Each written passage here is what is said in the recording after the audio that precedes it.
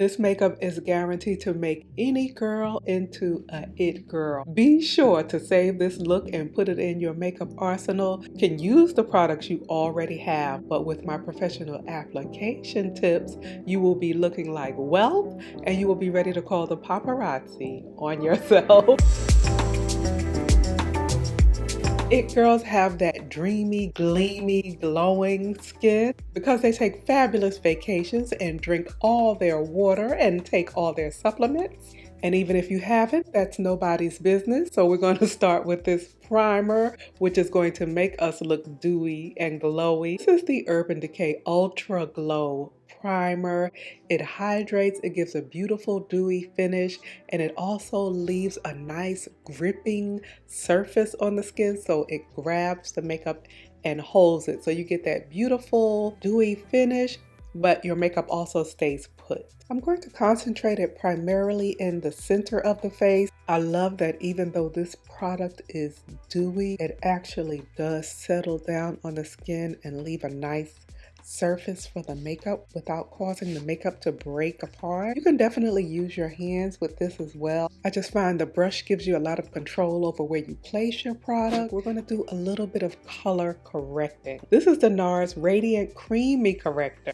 Color correcting is different from concealing, and that's probably a video all by itself. But long story short, if you have any darkness or any blemishes, a color corrector is a great way to cancel that out. That will depend on your complexion. If you're fair, it'll be more of a pale peach, something with a touch of orange in it, but not that's actually orange. And then as the complexion gets deeper, you want that shade with the warmth in it to get deeper. A good tip is just to apply it in the areas where you need it, if you need it at all. And how you know you have the right shade of color corrector, as you blend a corrector in, you should notice the darkness or the blemish disappearing, and the rest should melt into the skin. It shouldn't really be super obvious, super orange, and extremely different from the rest of the complexion. Darkness should be camouflaged, and it should correct that area so that it becomes one with the rest of the complexion. If you apply your corrector and you still have a big orange cast around the mouth or wherever you placed it, then that color may be a bit too dark of a corrector shade for you. You can begin to see the difference between the two sides. What I'll notice sometimes is that if the corrector shade isn't right, once you lay on the foundation, you'll still see that shadow coming through either under the eyes or around the mouth, what I sometimes jokingly refer to as the muzzle. That's a frequent place where people have darkness.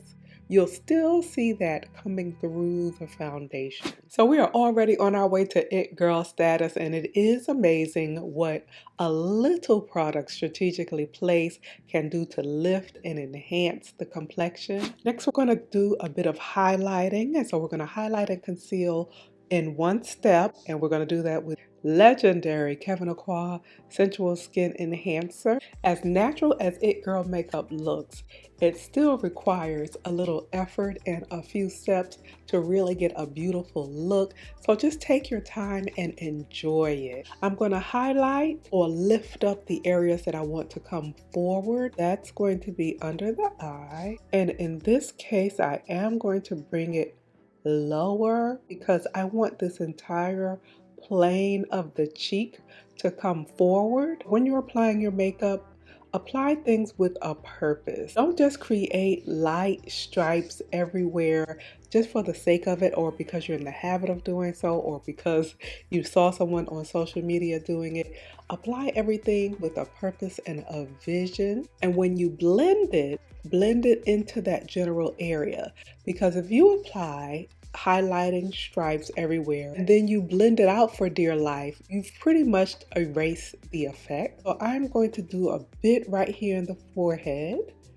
I am going to highlight the bridge of the nose, so I'm going to switch to a very small brush to do a detailed line there. You can see that once you have softly highlighted an area, it will create the illusion that you've already done contour. And I will do a bit around the chin, maybe in the Cupid's bow. The Cupid's bow has a shape, it has highs and lows. Just swiping on a light shade under there and blending, not necessarily the most refined effect you can get. So I find it prettier to highlight the bridge on each side and then let that low area have a little shading. Now we're going to add some actual contour, and we're going to do this with this beautiful and very popular product, the Charlotte Tilbury contour wand. You can apply it directly from there, or you can use a brush. I like the design of this Kevin Aqua contour brush. I'm contouring in areas to create some natural curve and shape in the face. Product blends beautifully. You can see I've added a little product high up on the bridge instead of the train track stripes down the entire length of the nose.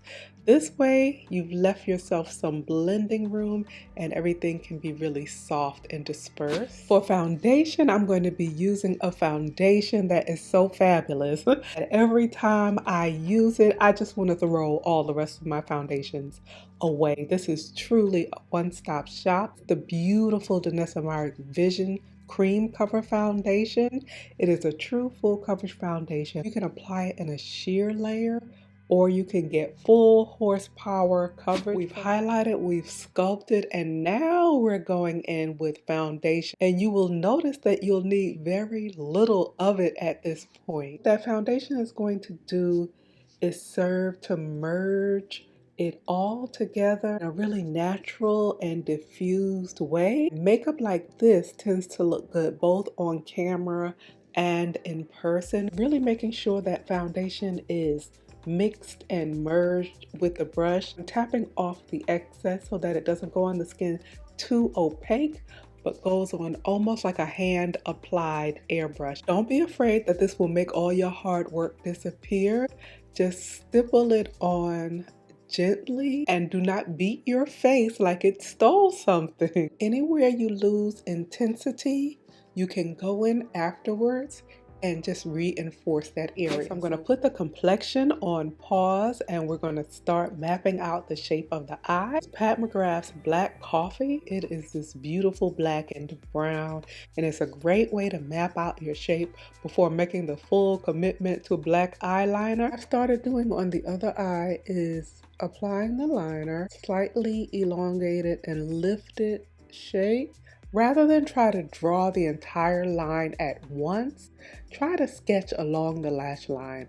That will help you keep a more even line and keep control of the liner. Before the liner sets, I'll take a smaller pencil brush and soften and smudge and elongate that line. We're going to gradually build up the color on the eye and give a beautiful shape to the eye. The It Girl makeup is not just natural, it's more supernatural. You have a lot of nude tones. You still want to build it up to a soft smoky shape, and that looks most natural and most high-end and upscale. Love this 6-pan palette by Pat McGrath. And I'm going to start with that peachy brown. So I've already started on one eye. I'm going to take a nice soft crease brush and I'm going to start blending this shade out the outer corner toward the middle.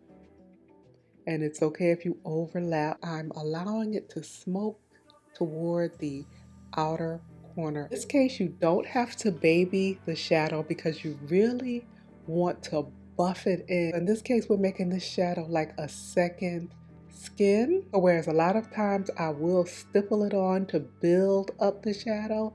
In this case, we're just buffing it on in a whisper. Take a separate brush with no shadow and just do whisper-like blending strokes. Pat McGrath's Venusian Sunrise Quad is a gorgeous one-stop shop. It's this perfect blend of nudes, a warm, smoky shade, that glittery, sparkling shade.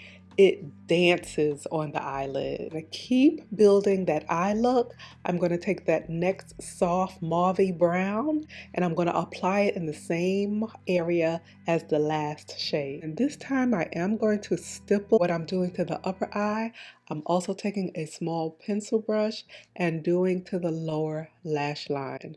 and you gently buff the bottom edge of that eyeliner. Not too harsh because you don't want the eyeshadow to take over the eyeliner. You want it to be a soft layer right beneath. Our next layer is the richest layer, and it's going to be this delicious dark chocolate. The wonderful thing about Pat McGrath's shadows are they practically blend themselves. I'm going to add just a little to the brush, and I always tap my brush in between applications on a little paper towel. That way there's very little product on the brush. And with a smaller pencil style brush, I am going to place the product by just stippling it in the outer corner and toward the middle. And right in the crease, I'm going to come slightly closer in. That way I'm kind of creating a little cradle for our pretty pop of shimmer. You can leave the brow bone bare, or you can add a soft matte skin tone to the brow bone area, give it a little lift, make the whole look pop. But I think I'm going to use a bit of this champagne shimmer from this quad. I'm going to get a smaller pointed brush so I can do a really targeted application. I like to be careful, especially if I'm doing a shimmer and not a matte, to highlight the brow bone, because if you use too much product, it can look a little dated real quickly. And of course, if you are going to be it, you have to sparkle. I'm going to add this gorgeous glittery shade nestled in between the crease and the eyeliner. With these shades, I find it best to press. You can also use a glitter glue or a glitter adhesive of some sort. Pat McGrath does have one that I really like, but I prefer to press these directly into skin or into a really thin, lightweight primer. That way the lid doesn't gather, the lid skin doesn't gather together and look crinkly. If you want more horsepower, apply a little bit to your finger and then lay and press. Don't rub. Just lay and press, give it time to adhere.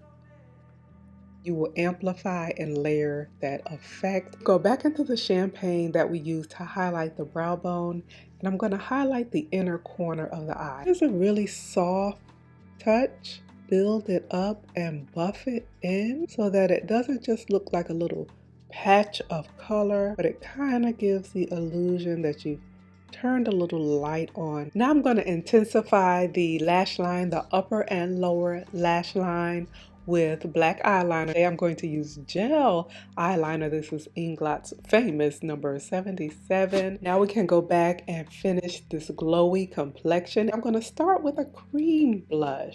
This pinky coral is Tower 28's Beach Please. This is going to add that pretty baby doll flush to the cheek. The cream blush is really easy to apply, easier than you might think. Key is to start with very little product. I'm going to keep it youthful, young, and fun, so we're going to build it really high. We're going to take another legendary product. This is MAC's Strobe Cream. This is the gold light shade. So Strobe Cream is like a combination moisturizer and cream highlighter in one. So it's hydrating and moisturizing, but it has these beautiful shimmering curls. And what I'm using this for today is to add a super natural dewy highlight. Now let's do what I call some strategic or custom powdering. And that's when I powder the skin in different areas according to the look I want. Now, when it comes to the under eye,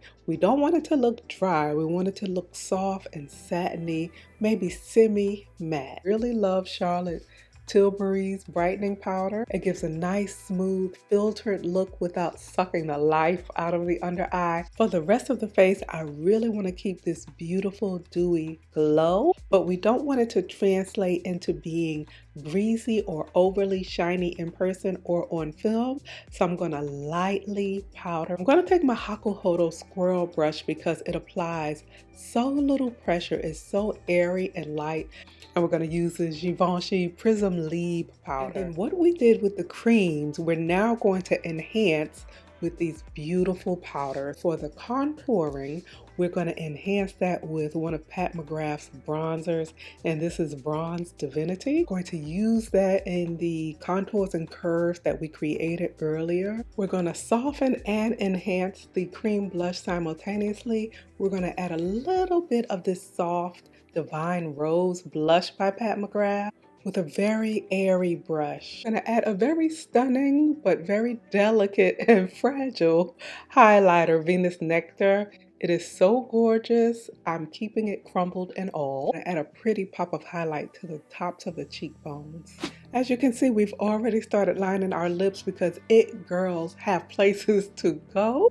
So we're going to wrap this look up. This is Makeup Forever's Limitless Brown. So I'll use this as my initial guide, but a really nice technique is to layer multiple tones of liner so you get that really 3D effect, and it's not just a hard outline right beneath the Limitless Brown. I'm also going to add another one, and this is Anywhere Caffeine. This is a lighter, softer flesh tone brown. This Pat McGrath Matte Trance lipstick in Nude Venus has been my it lip for about 2 weeks now. It's this gorgeous peachy pink and one of those almost universal shades where I would say skin tones from the lightest to the deepest would love this. And feathering it with a brush gives it a really wealthy look. And the icing on the cake, or in this case, the lips, is going to be Pat McGrath's lip gloss in Nude Negligee. It's a semi-sheer baby pink and it's so pretty glazed on top. This makeup is guaranteed to make any girl into a it girl. I look forward to seeing you in our very next video, but until we meet again, keep it pretty.